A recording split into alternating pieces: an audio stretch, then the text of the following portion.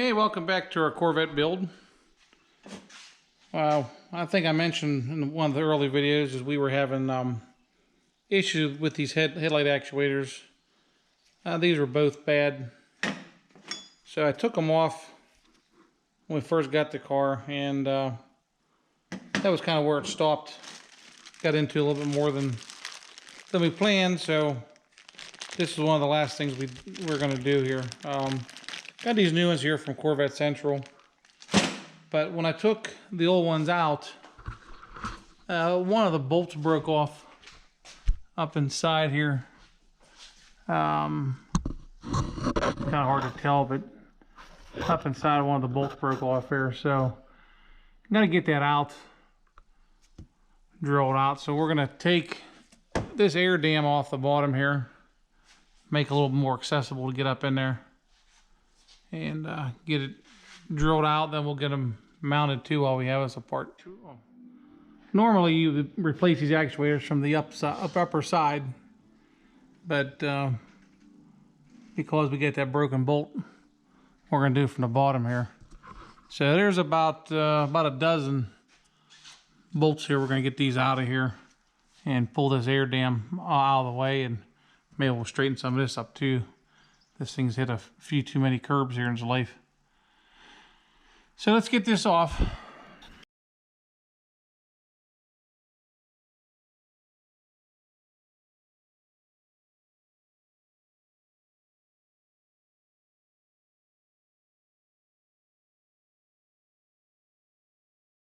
Okay, so we got our air dam out up the front here, and we took the vacuum storage canister out too to make it a little more accessible. And you can see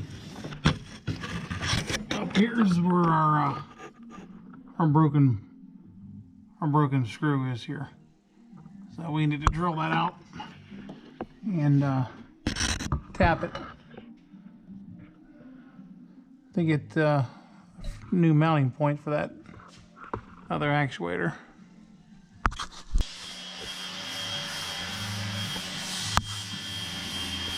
Well, we got our hole drilled out, tapped out. Got to find a replacement bolt for it. We'll bolt these actuators in while it's up on the lift here. Yeah, we've got our actuators bolted up in place. One thing I forgot to mention is how we come to the conclusion that the actuators were bad. These things are controlled by vacuum.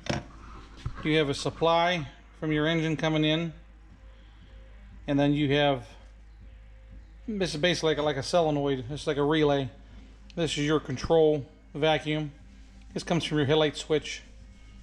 So when your headlight switch is pulled out, this is actuated.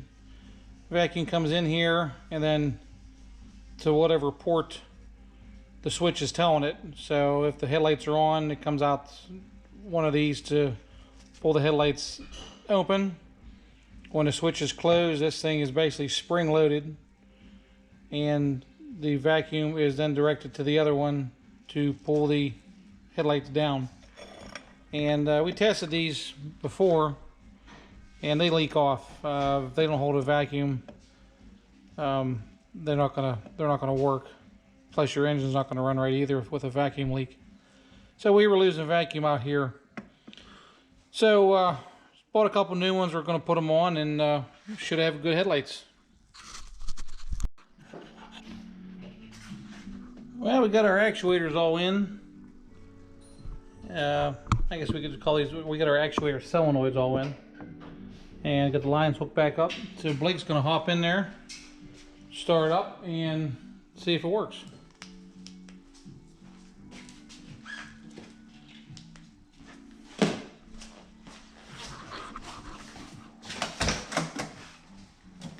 Hopefully the battery's not dead.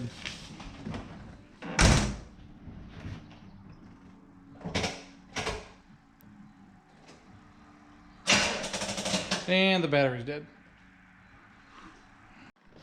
Okay, we got our jump back on here, so try, Blake. Nice. Hang on. I think you got a good connection here. Here, close. Reach back here. This seat doesn't flip up. Here, hang on.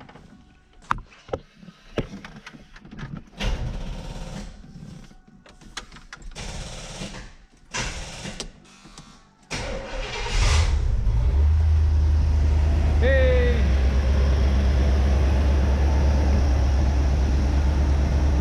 Alright, well, they're going up. Are the lights on? Okay, hang on. There's a... Cut them off. Alright. Hang on. Alright, Blake, start it up.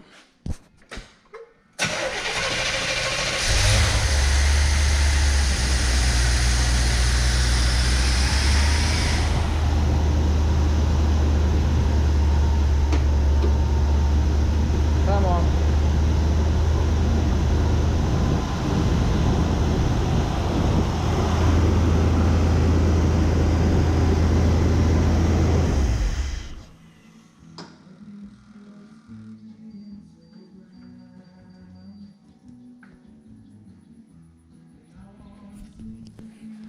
Well, we found that we had another vacuum leak here. I capped this line off right here. There's a line that went down long. It fell behind the engine. Here it's the source vacuum for the air conditioning heater controls. So it broke off in the firewall. We need to get that fixed, but for now we got it capped off. And that should be it for this.